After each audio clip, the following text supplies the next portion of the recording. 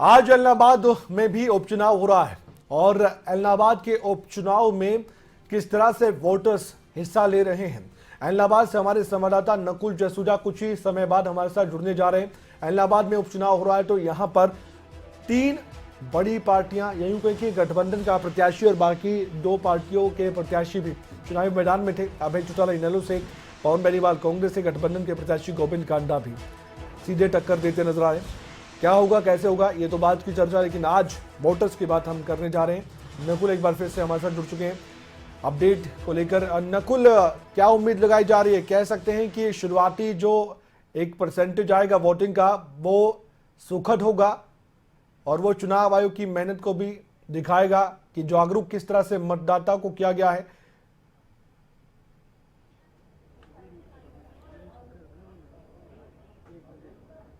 देखिए कमल, जिस बूथ पर मैं हूं ये दड़वा कला गांव है और बहुत बड़ा गांव है। यहां सुबह 7 बजे लंबी लंबी कतारें लगी थी। हमने दिखाया था कि लंबी कतारें, 3 बूथ बनाए गए हैं स्कूल में और यहां पर 3 बूथों पर लंबी लंबी कतारें लगी थी। लेकिन अब फिलहाल जो है वो कम होती जा रही है भीड़, क्योंकि गांव में अक्सर लोगों ने खेतों में जाना होता है और इस वक्त सीजन है, फसलों का सीजन है। तो जो वोटर्स हैं वो लगभग वोट पोल कर अभी जा चुके हैं। और शहर की बात की जाए तो शहर में भी वोट जो है वो अब से कुछ ही देर बाद शुरू होगा वोट पोल होना। मतलब जो संख्या जो है वोटर्स की वो थोड़ी देर बाद बढ़ेगी। लेकिन गांव की स्थिति इस तरह से ही है। जिस पोलिंग बूथ पर मैं हूं वहां पर 8 बजे तक 10% मतदान जो है वो हो चुका था। वोटर्स में उत्साह देखने को मिल रहा है, काफी जोश देखने को मिल रहा है। लेकिन थोड़ी ढीली ढाली जो है वो प्रक्रिया चल रही है, चुनाव की प्रक्रिया, और लोगों को इंतजार करना पड़ रहा है।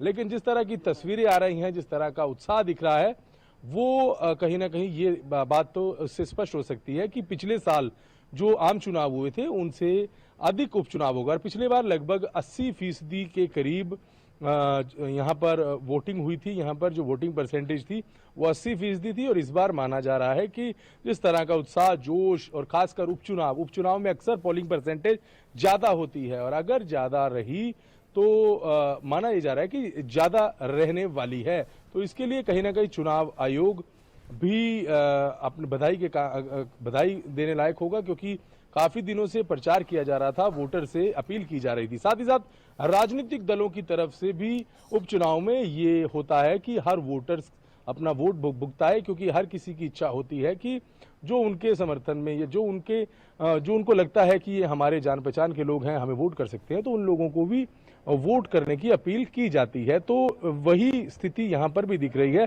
फिलहाल जो है वो अब कम हुई है, पहले से भीड़ जो कम हुई है वो तस्वीरों में भी दिख रहा है कि यहाँ पर पहले लंबी कतारें थी महिलाओं की, लेकिन वो अब कतारें जो है वो कम हो गई हैं।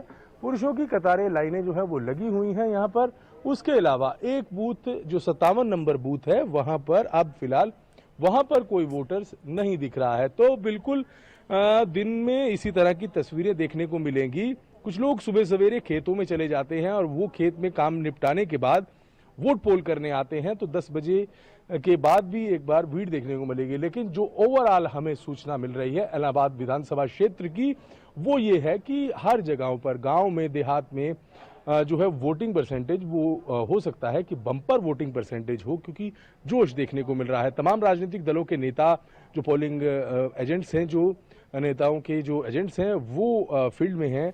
अब से कुछ ही देर पहले पवन बेनीवाल यहाँ पर आए थे और गोविंद कांडा ने मंदिर में माथा टेकने के बाद इलाहाबाद शहर की तरफ रुख किया है। और अभय सिंह चौटाला अब से कुछ ही देर बाद फील्ड में नजर आएंगे। तो जैसे जैसे दिन चढ़ता जाएगा तो वैसे वैसे तस्वीरें अलग अलग हम दिखाएंगे और माना यही जाएगा कि उपचुनाव में पोलिंग परसेंटेज बढ़ेगी और ये उपचुनाव दिलचस्प भी होने वाला है। जी, और सुरक्षा व्यवस्था के क्या चाक चौबंद प्रबंध किए गए हैं? कितने संवेदनशील, अति संवेदनशील यहाँ पर बूथ है इलाहाबाद की बात की जाए, क्योंकि 70 से ज्यादा गांव हैं इलाहाबाद में इस सीट पर, और कुल मिलाकर देखा जाए तो ग्रामीण इलाके ज्यादा हैं। तो यहाँ पर किस तरह से सुरक्षा को चाक चौबंद किया गया था पहले से प्रशासन की ओर से? क्योंकि हमने अभी भी देखा यहाँ पर भी सुरक्षा काफी कड़ी है तस्वीरों में। देखिए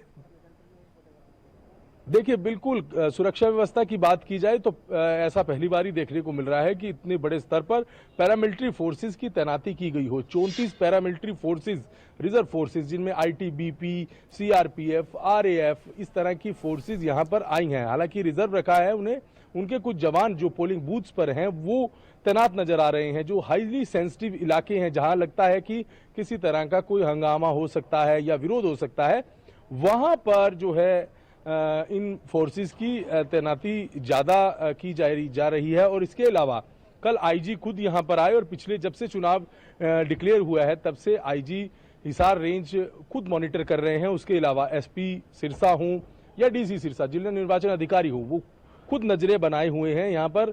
और कल जब खबरें अभी तक से बातचीत में आरपी जैन ने भी बताया था कि किस तरह की सुरक्षा व्यवस्था की गई है। डीएसपीज, अलग अलग जिलों से डीएसपीज भी यहाँ पर आए हैं, जो जिनकी नियुक्ति भी की गई है। उसके अलावा पेट्रोलिंग पार्टीज बनाई गई हैं।